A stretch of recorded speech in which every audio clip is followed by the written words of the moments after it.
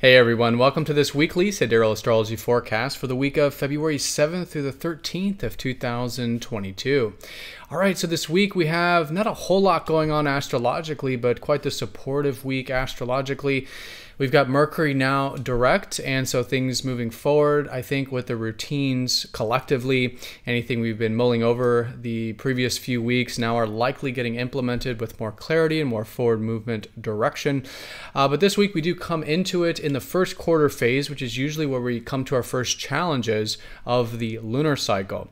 So the new moon was a week ago coming into this week, and so this is the square between the sun and moon, suggesting the first challenges. At least it's good to challenge ourselves. In fact, that's the great way of working with squares. Not so much that's happening to us, but we want to utilize the energy for growth and development. So a great time to come into the week with a bit of action, a bit of intention, and challenging ourselves type of energy.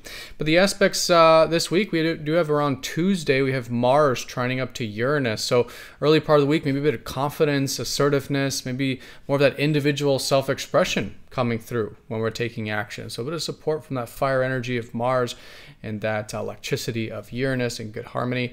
And then around Friday, Mercury is going to pass over Pluto for the last time. This started back around late December, and it's all about understanding the deeper dimensions of ourselves and of life. And now likely this really getting integrated, and I think really leading into personal empowerment with how we think about things, with our perception on life, and perhaps even with our communication as well. All right, so let's go and take a look at all of this here in more detail when we return.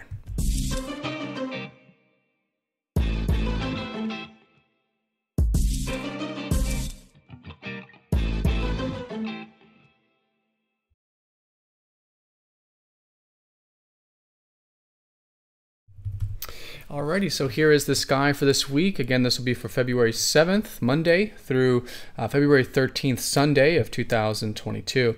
And as you can see here, we are using the visible sky on this channel, which is very different from mainstream astrology, which unfortunately use an even 30 degrees for the constellations. But if you do look up at the visible sky, you will see they are different sizes. Aries, for example, is quite small compared to Taurus, which is quite large, for example. So if you are new to this channel, definitely check out the link down below, because the signs do change and they will be in different placements in mainstream astrology. All right, so let's do a bit of a recap.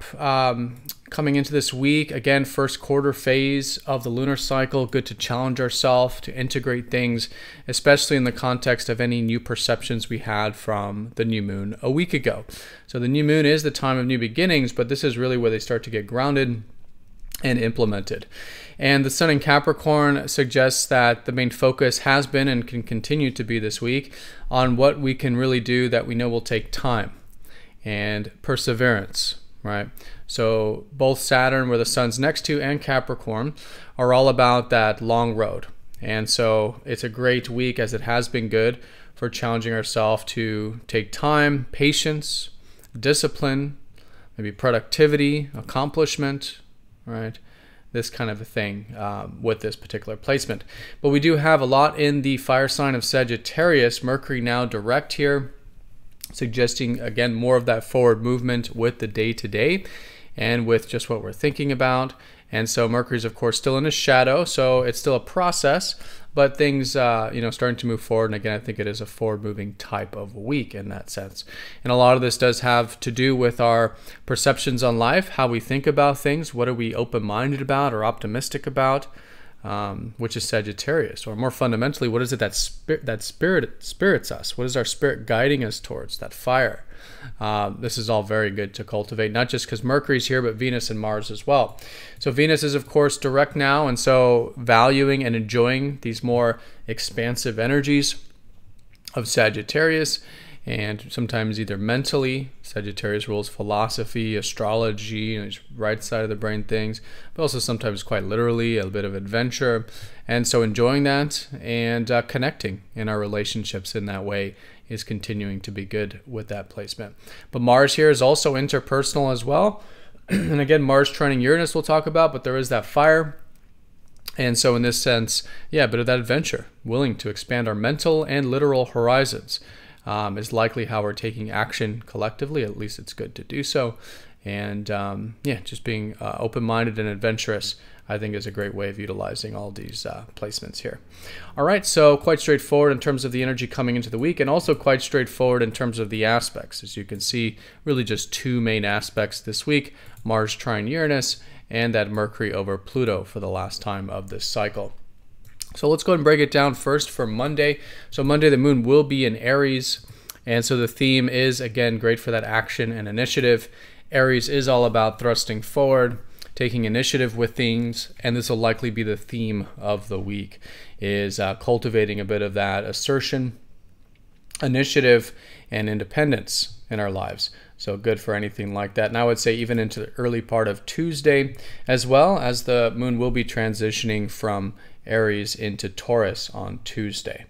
All right, but once we do get to the later part of Tuesday, and really for the bulk of the week, until about late Friday, we will have the moon in Taurus here. And so very comfortable placement for the moon, exalted as they say. And so good to really enjoy, I think, the more steady elements of life this middle part of the week. So stopping to smell the roses, maybe a bit of comfort and enjoyment of the material life or the sensual life or nature, right? And being grateful, I think, is always good. There could be some themes around cultivating our resources, so it is always a good time here to cultivate both our inner and outer resources. So again, the outer resources, enjoying and being grateful for the material stuff, but internally, cultivating self-worth, self-value, self-reliance. This is also likely the theme, and just again, really good to challenge ourselves with this first quarter phase of the lunar cycle. All right, but Tuesday is where we do have that Mars trine Uranus. In fact, we'll probably start to feel this on Monday. And in this context, Mars, the planet of assertion, who rules that Aries energy, is in a good trine with Uranus, the electricity planet, the planet that's helping us induce some change, to think outside the box, to listen to our excitement. And so this is in a very good harmony here. So the day surrounding Tuesday, anything that does require a bit of that assertion, again, this could be a bit of a boost for some of us with assertion, confidence, independence. But with Uranus, depending on if it's one or the other stronger in your chart, the Uranus side is just more of that individual self-expression. We may feel more of that true self coming out and more of that excitement coming out. And the best way of working with this, I believe, is to align those actions with what excites us, right?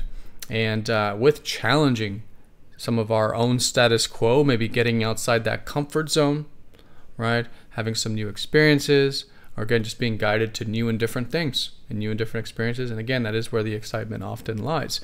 So great for that. And anything on that level, I think will be quite supportive to utilize with this Mars trine Uranus. So again, the moon will be in Taurus this whole middle part of the week, and that'll be playing, the Taurus side of it, the grounding, resourceful development side will be mostly felt probably the 9th and 10th, the Wednesday, Thursday, as we will be easing up off of that Mars transit and starting to feel that Pluto transit. So this is going to go exact on Friday, Mercury over Pluto. And this is an energy that we've been feeling for quite some time. Mercury passed over Pluto before he went retrograde. And so this was back on December 30th. And then while retrograde, passed back over it January 28th. And now is having the final contact direct for the last time in this part of the cycle.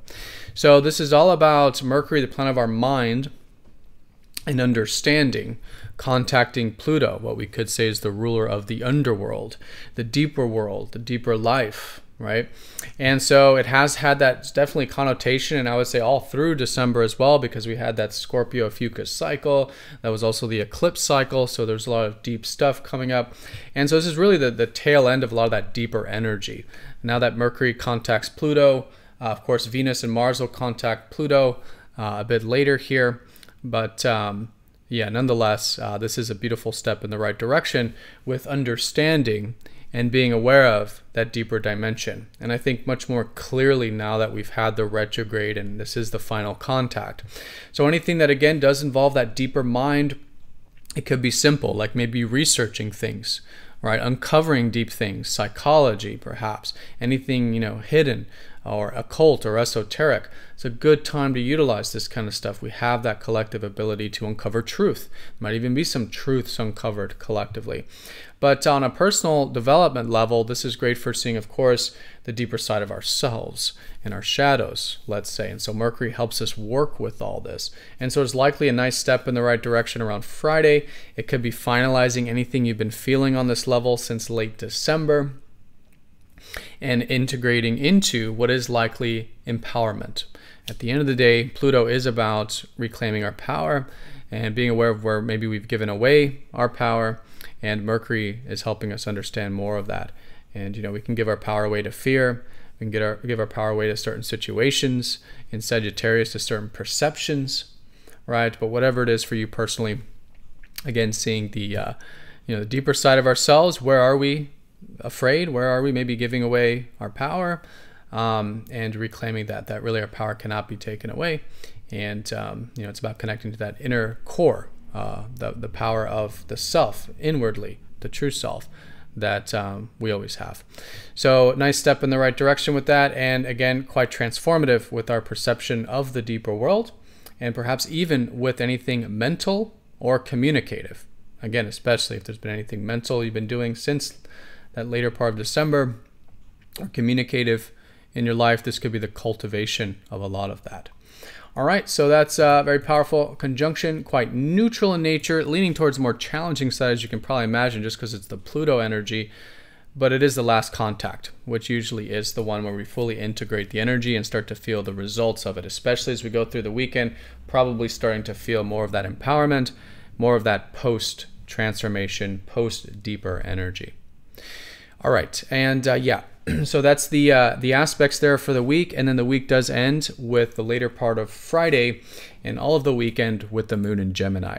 So a great weekend for that Mercury energy, learning, gaining information, and perhaps even sharing it. Gemini is all about synergy, so exchanging as well. This is synergy of the mind, learning, studying, maybe reading a book, whatever it might be, but also externally as well. Maybe a bit social, connecting with peers, siblings, neighbors, exchanging the marketplace, perhaps.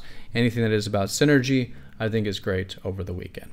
All right, everyone. So that is the week in a nutshell. Most important thing is that it is a great opening to the week to challenge ourselves in this first quarter phase of the lunar cycle.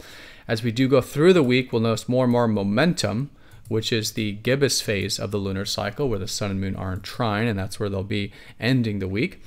And the two main aspects we have here is the earlier part, maybe a boost to that fire, that electricity, that drive towards the individual self-expression and excitement with that available. And the later part, mid-later part of the week around Friday, that deeper mind, anything on that deeper level, finalizing from the later part of December there.